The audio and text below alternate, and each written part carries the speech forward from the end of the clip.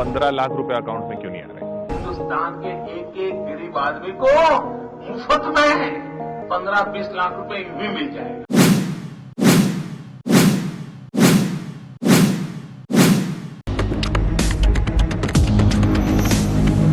स्वागत है आपका हक की आवाज में। मैं हूं शकील बागमारे।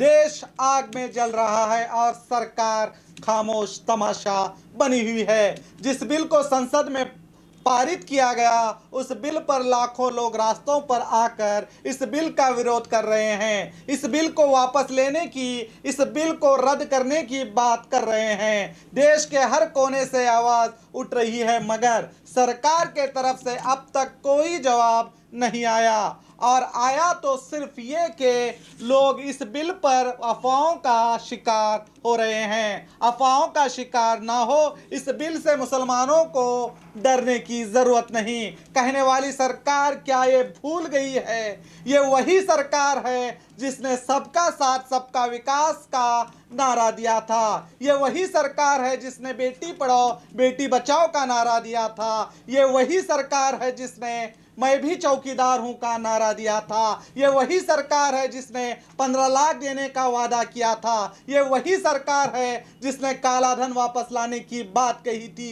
ये वही सरकार है जिसने नौकरियां देने की बात कही थी, और इसके सब वादे झूठे साबित हुए। अब यही सरकार कहती है डरने की जरूरत नहीं। आसाम के लोगों को धोखा दिया, 15 लाख के जाल में फंसाकर गरीबों को अमीर बनने का सपना दिखाकर खुद जब अमित शाह से सवाल पूछा गया तो सुनिए अमित शाह ने क्या जवाब दिया था। 15 लाख रुपए अकाउंट में क्यों नहीं आ रहे? देखिए, ये जुमला है। किसी के अकाउंट में 15 लाख रुपया कभी नहीं जाता, वो उनको भी मालूम है और आपको भी मालूम है, देश की जनता को भी मालूम है। किसी को कैश कभी नहीं दिया जाता, वो सबको मालूम है। ये भाषण देने का एक तरीका है, एक जुमला है। अगर किसी ने ये मान के वोट दे दिया कि मेरे अकाउंट में तो 15 लाख आ रहे हैं, जैसा वो कह रहे हैं, ऐसा कोई नहीं मानना चाहिए। आप बताइए ना, आप मानते हैं? नहीं, मैं तो ये मानता हूँ कि ये चुनावी भाषण में वजन डालने के लिए बोली गई हुई बात है। हिंदुस्तान के एक एक गरीब आदमी को मुफ्त में 15-20 लाख रुपए भी मिल जाएगा। ये तो जुमलेबाजी है, ऐसा बोलना पड़ता है। तो अब ये क्या है? धोखेबाजी। चौकीदारी की बात कही थी ना, जामिया मिलिया यूनिवर्सिटी के चौकीदार को बुरी तरह पीटा गया। मैं भी चौकीदार हूं कहने वाले, बेटी पढ़ाओ बेटी बचाओ कहने वालों ने देश की बेटियों को लाइब्रेरी में घुस घुस कर पीटा गया, तो तब कहां थे देश के चौकीदार?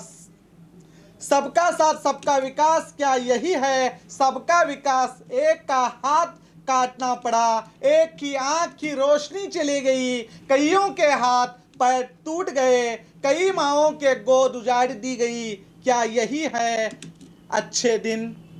ये देश के हर नागरिक को सोचने की जरूरत है। क्या हम सबने ऐसा भारत की कल्पना की थी? क्या ऐसा भारत चाहिए जहां विकास नहीं, हिंसा की आग सबके दिलों में जलती रहे? जो एक थाली में हिंदू मुसलमान मिलकर खाना खाते थे, आज उसी थाली में जहर डाला जा रहा है, और इस जहर का असर मुसलमानों को ही नहीं बल्कि देश के हर नागरिक पर इसका असर होगा। और इस एनआरसी की लाइन की कतार में सब खड़े होंगे अपनी नागरिकता का सबूत देने, ना कि सरकार से ये पूछेंगे कि हमें नौकरियां कब मिलेगी, पेट्रोल के दाम कब खत्म होंगे, देश कब डिजिटल बनेगा, कब स्मार्ट सिटी का सपना साकार होगा, कब बुलेट ट्रेन आएगी, कब देश विकास के और बढ़ेगा।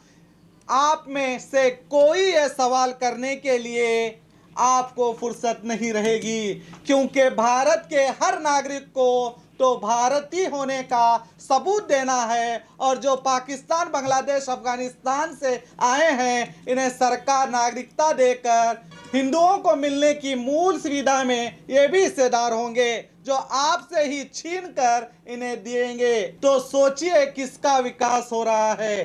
देश के माहिर वकील जज इस कानून को गलत कह रहे हैं, मगर हमारे सरकार में बैठे 10वीं और 12वीं पास नेता कहते हैं कि ये इस बिल से किसी को डरने की जरूरत नहीं। अब आप खुद फैसला करें कि माहिर वकील गलत हैं या माहिर जज गलत हैं या सरकार में बैठे लोग। तो देखते रहिए आपका अपना बी न्यूज़ नेशन, हक की आवाज़।